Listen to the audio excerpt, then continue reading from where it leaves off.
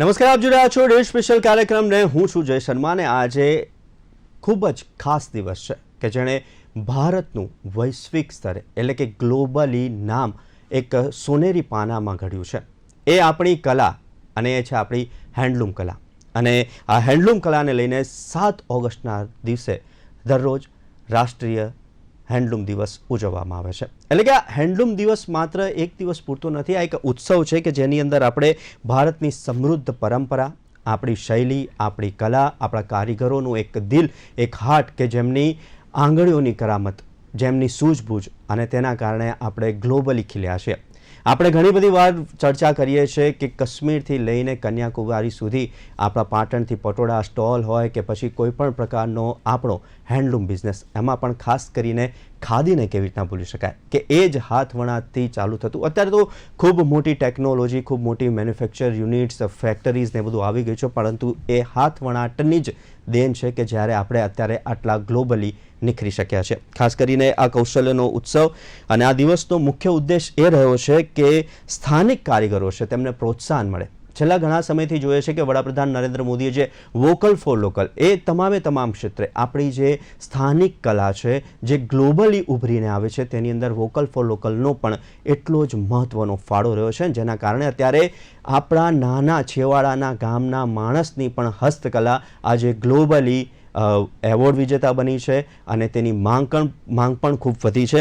અને ખાસ કરીને વિશ્વભરમાં પોતાની આગવી ઓળખ આપણે ભારતની બનાવી શક્યા છે કળાને લઈને. આમ તો ઘણી બધી કળાને લઈને ભારતની ઓળખ દેશ વિદેશની અંદર છે, ત્યારે તેની અંદર મોટો ફાળો હેન્ડલૂમનો પણ છે અને તે જ વિશે આપણે આજે ડે સ્પેશિયલમાં ચર્ચા કરવાની છે. અને આ ચર્ચા કરવા માટે આપણી સાથે ગેસ્ટ પેનલમાં જોડાયા છે એમ ઇસ્લામ કે જેઓ રિજનલ મેનેજર છે NHDCના, અને સાથે જ સામજી વણકર કે જેઓ मास्टर व्यूवर्स છે. सामजी जी અને इस्लाम जी, आपका स्वागत है डे स्पेशल कार्यक्रम में. આપણે ટોક ચાલુ કરીએ તે પહેલા માસ્ટર વ્યુઅર્સ છે જે આપણી સાથે જોડાયા છે તેમની થોડીક પરિચય આપી દઉં તો તેમને પેઢી દર પેઢી જે વણાટ કામ છે તે આગળ સુધી પહોંચે અને તે ક્યાંક અમુક એવી કલા હતી કે જેના અમુક જ પરિવારો હતો કે જે એ કલા સાથે જોડાયેલા હતા, હસ્તકલા સાથે, પરંતુ તે કલા ક્યાંક વિસરાતી ન જાય, ક્યાંક લુપ્ત ન થઈ જાય, તેના માટે છેલ્લા 30 વર્ષથી કામ કર્યા છે. ઘણા બધા વિવર્સને તેમણે રેડી કર્યા છે અને આ કલાને હજુ પણ સ્થગિત રાખી છે અને ગ્લોબલ લેવલ સુધી પહોંચાડી છે અને સાથે જ યુનેસ્કો સીલ ઓફ એક્સેલન્સ એવોર્ડના પણ વિજેતા છે. સામજી, આપનું સ્વાગત છે રાષ્ટ્રીય હેન્ડલૂમ દિવસમાં ચર્ચા કરવા માટે. નમસ્કાર. સામજી, સૌથી પહેલા છે ને આપનો મોબાઈલ છે એ ઓટો રોટેશન ઓન કરી અને લેન્ડસ્કેપ મોડમાં કરી દો ને. બરાબર. આડો કરી દો ફોન. ઓકે, હવે બરાબર આવ્યું છે. યસ સર, ઓટો રોટેશન ખાલી ઓન કરી દો ને. મારા ભાઈનો ફોન છે એટલે મને ખ્યાલ નહીં પડે. એક જ મિનિટ, ઓટો ઓકે, રોટેશન. કઈ વાંધો નહીં, કઈ વાંધો નહીં. તમે ત્યાં સુધી મેનેજ કરો, ત્યાં સુધી આપણે એમ ઇસ્લામ સર જોડે વાત કરીએ. ઓકે. ઓકે સર, હેન્ડલૂમ દિવસની આપણે વાત કરવાના છીએ આજે. તો ખાસ કરીને રાષ્ટ્રીય હેન્ડલૂમ દિવસની શરૂઆત પાછળનું શું છે રીઝન અને અત્યારે ગ્લોબલી લેવલ સુધી પહોંચ્યા ત્યાં સુધીની સફર. જી ઇસ્લામજી.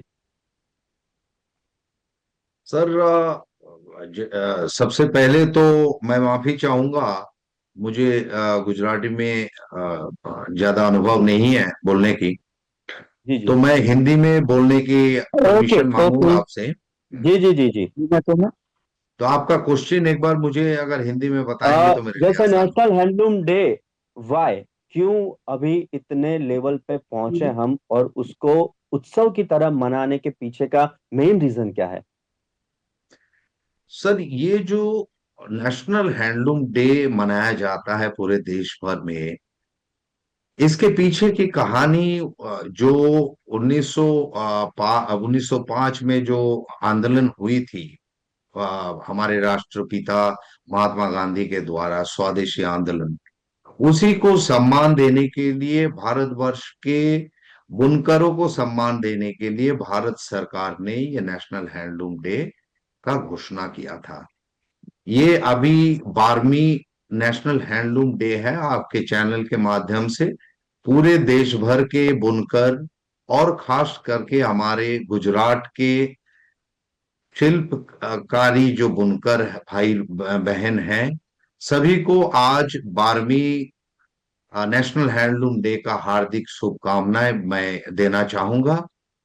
और जैसे कि मैंने बताया आपको, उसी पहल से स्वदेशी आंदोलन और जो आज के डेट में भी लोकल फॉर वोकल जो आपने शुरुआती आपके भाषण में आपने बताया, जी। उसी को मद्देनजर रखते हुए और उसी को प्राधान्य देते हुए ये देश भर में नेशनल हैंडलूम डे बड़े उत्साह के साथ मनाया जाता है। और जिस तरीके से हम एक छोटा सा गांव देख ले, जैसे पाटन का पटोड़ा है, जिस तरीके कच्ची वर्क है, ऐसे बहुत सारे वर्क है।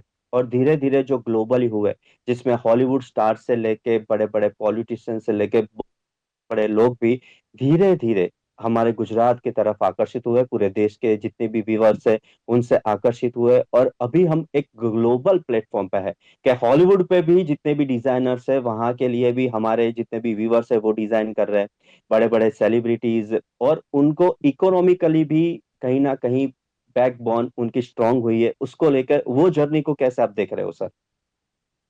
जैसे कि आपने बताया कि हाँ ये सच है, और हमें बुनकरों भाई बहनों के लिए बड़ा गर्व महसूस होता है जब हम गुजरात के हमारे बुनकरों को द्वारा बनाए हुए टंगालिया के कपड़े से शर्ट बना हुआ, जो बॉलीवुड के एक बहुत मशहूर एक एक्टर जब पहन के उसको शूट करते तो हमें बड़ा गर्व महसूस होता है, और ये खबर शायद आपको भी पता होगा। जी। साथ ही साथ पूरे देश भर में कोई भी बड़ी सेलिब्रिटी हो, कोई भी हमारे जो इंडस्ट्रियलिस्ट हो, इवन आप मुकेश अंबानी जी के धर्मपत्नी नीता अंबानी जी, कभी भी कोई भी फंक्शन में जब हैंडलूम साड़ी वो पहनती हैं, चाहे वो गुजरात के मशहूर पटोला साड़ी हो या पैठानी हो महाराष्ट्र के, या कोटा डोडिया राजस्थान के, या भारतवर्ष के कहीं का भी कोई भी जो हैंडलूम के कपड़े वस्त्र पहन के जब इतने बड़े बड़े हस्तियां पहनती है, तो हमें उन हमारे परिवारों के लिए, बुनकर भाई बहन के लिए हमें बड़ा गर्व महसूस होता है। जी इस्लाम जी, अभी जिस तरीके से हम ग्लोबली हर एक सेक्टर में, वो एआई हो, सेमीकंडक्टर हो, या सब जो फील्ड है उसके अंदर एक बाद एक स्टेप बाय स्टेप बहुत बड़े लेवल पे ग्लोबली हम स्प्रेड हो रहे हैं। उसके रिगार्डिंग्स अभी भारतीय हैंडलूम का बाजार ग्लोबली क्या है? अभी ग्लोबली हमारे इंडस्ट्री को, हैंडलूम इंडस्ट्री को बढ़ावा देने के लिए भारत सरकार भी कई महत्वपूर्ण कदम उठा रही है, और इसमें लागत भी काफी बड़ा है। जैसे कि आपको पता होगा कि भारत सरकार वस्त्र मंत्रालय ग्लोबल बिजनेस को एस्टैब्लिश करने के लिए विभिन्न देशों में एग्जीबिशन लगाया जाता है, B2B के माध्यम से, और B2C भी वहां पे कई कई जगह ये किया जाता है। जर्मनी के फ्रैंकफर्ट से लेके, इटली से लेके पेरिस, और कई महत्वपूर्ण जगह में, टोरंटो में, हर जगह जो है इसका मेला लगाया जाता है। भारत सरकार के द्वारा आयोजन की जाती है। बुनकरों को इसमें सुविधाएं दी जाती हैं, आने जाने के भाड़ा से लेकर के कई सारे उसमें एक लिमिट तक जो है उनको मदद की जाती है। और स्टॉल भी वहां पे जो लगता है वो भी सरकार की ओर से फ्री स्टॉल उनको दिया जाता है, ताकि वो ग्लोबली अपना प्रोडक्ट को और बेहतर तरीके से समन्वय के साथ वो अपना मार्केटिंग कर पाए, और जो भी विदेशों में बायर हमारे बैठे हैं उनके साथ एक प्लेटफॉर्म मिले इस हमारे कारीगरी को विदेशों में भी इसको सफलपूर्वक मार्केटिंग करने के लिए। और इस्लाम जी। साथ ही साथ मैं जी जी आपको जी। सरकार का और जो भी स्कीम्स योजनाएं अभी बुनकरों के हित के लिए चलाया जा रहा है, जिसमें एक महत्वपूर्ण स्कीम ये है, रॉ मटेरियल सप्लाई स्कीम, यानी कि कच्चा माल आपूर्ति योजना। ये योजना भारत सरकार के वस्त्र मंत्रालय के अधीन चलाया जा रहा है, और नेशनल हैंडलूम डेवलपमेंट कॉरपोरेशन यानी कि NHDC, इसके नोडल एजेंसी है, नोडल ऑफिस है इस स्कीम को इम्प्लीमेंट करने के लिए। इस स्कीम के अधीन जो हमारे बुनकर, जैसे रेशम के धागे हो गए, कॉटन के धागे हो गए, और भी नेचुरल धागे जो भी हैं, ये क्रॉय करने पर इनको सरकार की ओर से कई तरह की मदद मिलती है। आपको पता होगा कि रेशम के कीमत काफी ज्यादा है, इसलिए हमारे बुनकरों को एक साड़ी बिनने में जितने दिन समय लगता है, उसमें मजूरी, उसमें जो मजदूरी है, वो वेजेस कंपोनेंट बहुत ज्यादा होने के कारण मार्केटिंग में असुविधा होती थी। इसको सपोर्ट करने के लिए भारत सरकार ने ये योजनाएं, रॉ मटेरियल सप्लाई स्कीम योजनाएं लाई, और इसके अंतर्गत रेशम से लेकर के कॉटन और लिनेन, वूल, इवन वूल, प्योर वूल जो होता है, ये जी क्रॉय करने पर भारत सरकार 15% की सब्सिडी बुनकर को उपलब्ध कराती है। और ये 15% सब्सिडी हमारे डिपार्टमेंट यानी कि एनएसडीसी के माध्यम से इस स्कीम को पूरे देश भर में और गुजरात में भी इसको चलाया जा रहा है।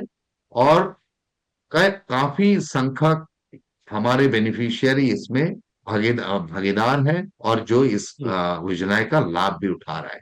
साथ ही साथ सरकार ने एक और काम, महत्वपूर्ण काम किया है। जो जीआई प्रोडक्ट, हमारे गुजरात के कई सारे हैंडलूम के जीआई प्रोडक्ट है, जीआई प्रोडक्ट जी यानी जी कि अच्छा जियोग्राफिकल इंडिकेशन मार्क, जिसमें टंगालिया साड़ी, पटोला, राजकोट पटोला, पठान पटोला, और कच्छ के जो हमारे कच्छ शॉल है, ये सब जीआई प्रोडक्ट है। जीआई रजिस्ट्रेशन के बाद आगे पोस्ट जीआई कार्रवाई में भारत सरकार काफी ध्यान दिया है। अभी पिछले ही साल हमने कच्छ शॉल में एक ऊपर एक पोस्ट जीआई का कैंप हमने वहां पे लगाया था, भुज में, जिसमें 200 के अधिक बुनकरों को हमने जीआई ऑथोराइज्ड यूजर का सर्टिफिकेशन का जो काम का प्रोसेस है उसको फेलिसिटेट जी कराया, और उसको हमने संबंधित जो दफ्तर है डीपीआईआईटी, जो रजिस्ट्रार ऑफ आईपी है, उनके दफ्तर में अभी वो हम लोग फॉरवर्ड कर दिए। और ये सारा जो स्कीम के बारे में भी बुनकरों को बताया। जीआई में ऑथोराइज्ड यूजर रजिस्ट्रेशन होने के बाद बुनकर जी गर्व से उसमें जीआई प्रोडक्ट बोल के अपना प्रोडक्ट को बेच पाएंगे। और कई कई सारे महत्वपूर्ण ये स्कीम्स भी है जो जीआई रिलेटेड है। जब उनके हाथ में जीआई ऑथराइज्ड यूजर का सर्टिफिकेशन मिलेगा, वो सारे बुनकर हमारे स्कीम्स का पूरा सुविधाएं ले पाएंगे। जी શામજીભાઈ અમારી સાથે જોડાયા છે શામજીભાઈ ઘણી બધી વાત છે હેન્ડલૂમને લઈને પરંતુ એક વાતનો ઉલ્લેખ કર્યો છે કારણ કે એ આખી મેં પ્રોસેસ જોયેલી છે મસરૂ કાપડ જે મસરૂ જે રેશમનું કાપડ બને છે પાટણની અંદર જે બનાવે છે ગણીને 4 કે 5 ફેમિલી છે જે બનાવે છે તે મોકો મળ્યો હતો એટલે મેં ખૂબ જ નજીકથી જોયું છે કે એક સાડી બનાવતા એ લોકોને એ સમય એટલે આજથી હું 7 કે 8 વર્ષનો પહેલાનો સમય છે તો એ ટાઈમે એ લોકોને 2 થી 2.5 મહિના લાગતા હતા ખાસ કરીને એનો ઉલ્લેખ મને માટે કર્યો છે કારણ કે આપણે છેલ્લા 30 વર્ષથી આપ આ કામ કરી રહ્યા છો કે આપણી જે કલા છે જે આપણી સંસ્કૃતિ છે જે વણકર સમાજ છે અને તેમને ગ્લોબલી અત્યારે એક મોટી ઓળખ મળી છે આ આખી જર્ની એટલે આખી આ સફર તમે કેવી રીતના જોઈ છે કેવા પ્રકારના પડકારો આવતા હતા અને કેવા પ્રકારની અત્યારે આપણે જ્યારે આખા વિશ્વની અંદર ડંકો વગાડી રહ્યા છે ત્યાં સુધીની સફર નમસ્કાર. રાષ્ટ્રીય હાથસાળ દિવસ બધાને શુભેચ્છાઓ. ગુજરાતીમાં ચાલશે ને આપને? જી જી જી જી રાઈટ. તો જે હાથસાળ કચ્છમાં જે હાથ વણાટનું આપણે વાત કરશું તો વણાટકામ એ પેઢી દર પેઢીનું અમારા વડીલો આ કામ કરતા આવ્યા છે અને આજે અમે પણ આ જ કામ કરી રહ્યા છીએ. કચ્છમાં અત્યારે 1800 થી 2000 વણકર પરિવારો હશે જે આ હાથસાળ સાથે કામ કરે છે.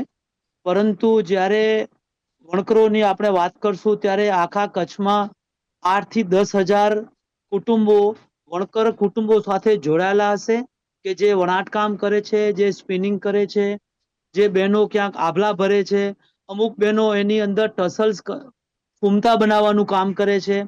એટલે આવી રીતે આ હાથસાળ અને વણાટનું એક મોટું એક રોજગારનું એક જગ્યા છે.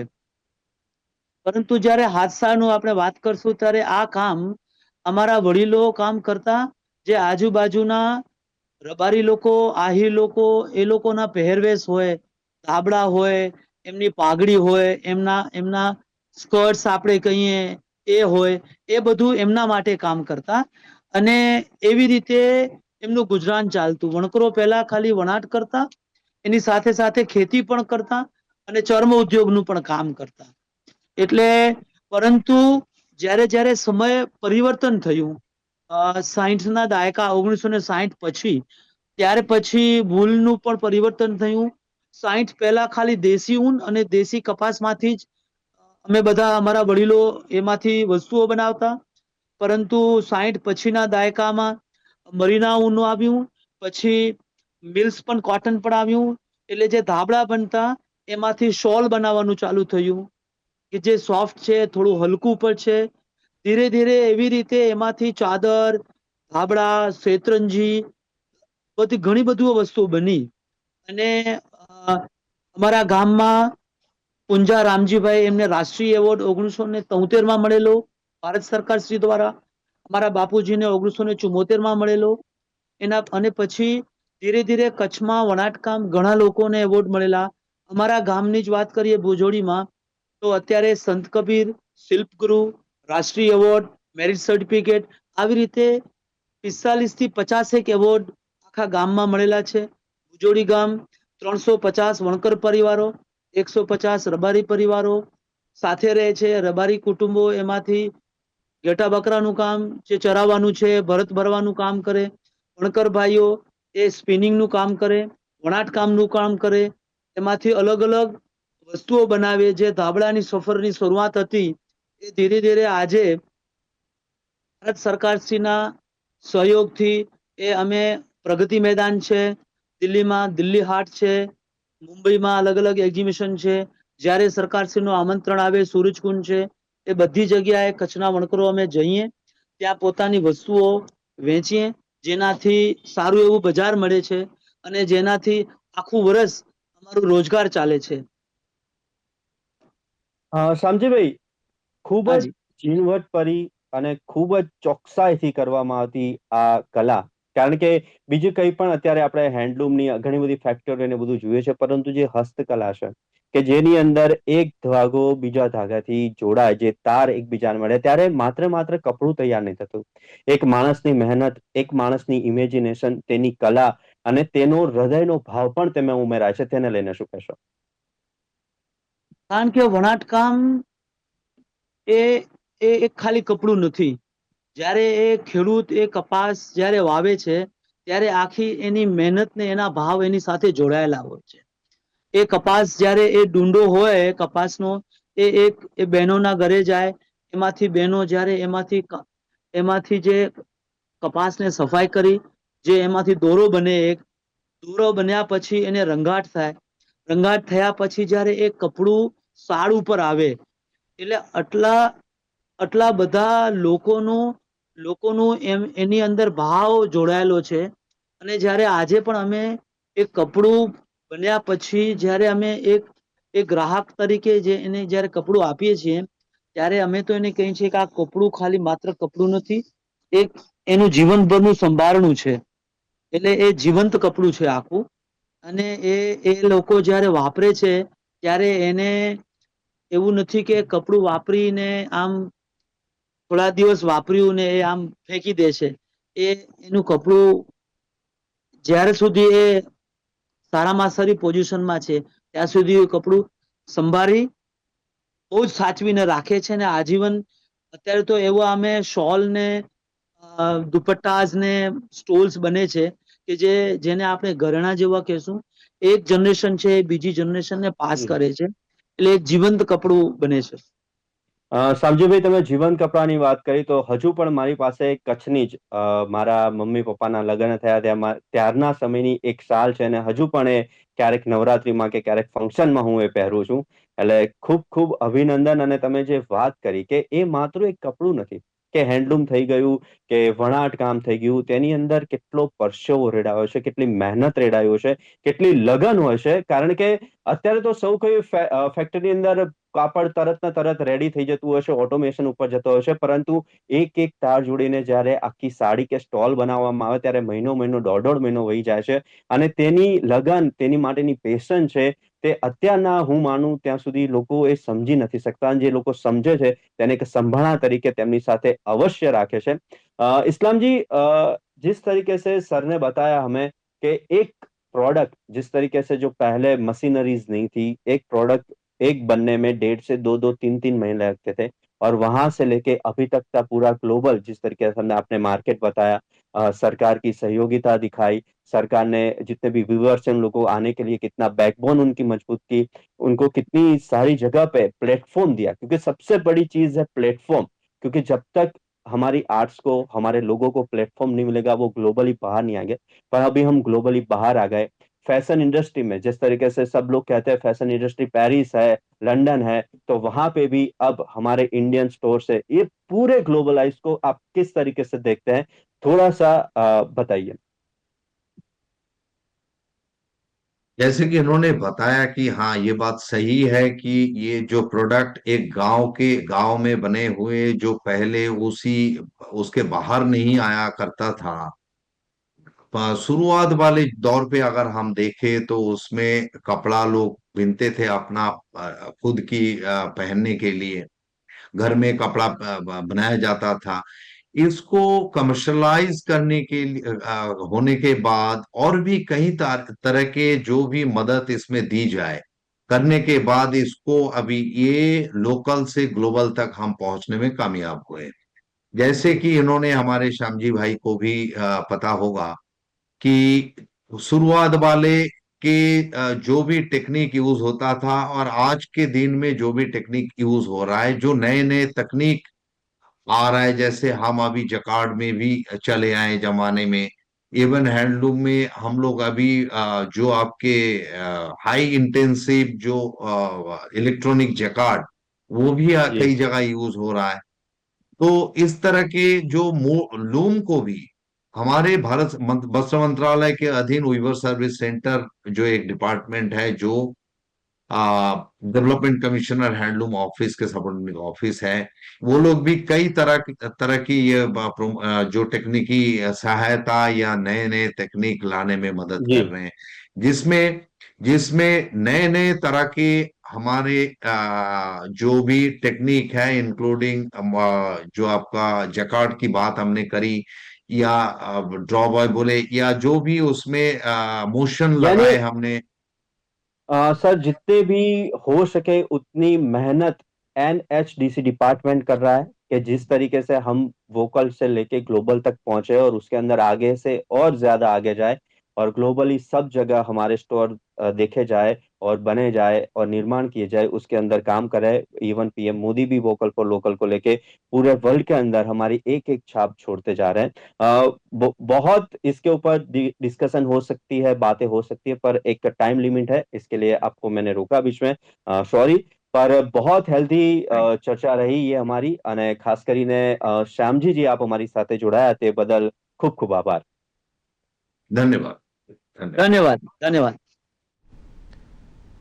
તો રાષ્ટ્રીય હેન્ડલૂમ દિવસને લઈને આથી આજની ચર્ચા કે આપણો જે કલા છે અત્યારે વોકલ ફોર લોકલ અને વડાપ્રધાનશ્રીના એક દૂરંદેશીના નેતૃત્વ સાથેના અને તેમના વિઝનની સાથે અત્યારે આપણે ગ્લોબલી જોવા મળી રહ્યા છે. તો નેશનલ હેન્ડલૂમ દિવસને લઈને સૌ કોઈ વણકર ભાઈઓને અને આ કલા સાથે જોડાયેલા તમામે તમામ કલાકારોને ખૂબ ખૂબ અભિનંદન અને શુભેચ્છાઓ. તો હાલ ડે સ્પેશિયલમાં બસ આટલું જ. આવતીકાલે નવા વિષય સાથે ફરી મળીશું. ત્યાં સુધી મને આપશો રજા. નમસ્કાર.